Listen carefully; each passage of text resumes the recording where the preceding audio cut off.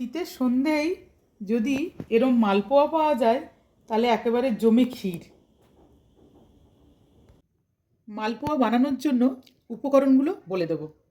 1 বাটি ময়দা, হাফ বাটি মতো সুজি, কাজু কিশমিশ ছোটো করে টুকরো করে কাটে রাখা, খোয়া ক্ষীর, নুন আর দুধ আগে থেকে খেজুর গুড় দিয়ে ফুটিয়ে রেখেছি।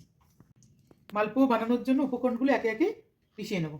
1 বাটি ময়দা দিলাম, সুজি, 1 চিমটে মতো নুন, কাজু কিশমিশ ছোটো করে টুকরো করে রাখা, খোয়া ক্ষীর আর যে দুধটা ফুটিয়ে রেখেছিলাম সেই দুধ।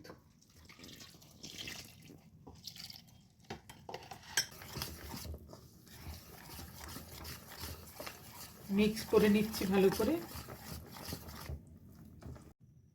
উপকরণগুলো ভালো করে মিক্সড করে নিয়ে তারপর 8 ঘন্টা রেস্টে রেখে দেবো। নেব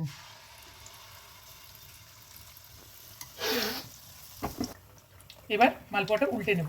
একদম তুলে একদম সুন্দর। আমাদের সব মালপোয়া রেডি হয়ে গেছে। এবার বন্ধুরা খাওয়ার জন্য রেডি হয়ে যাও সবাই। চকের রেসিপি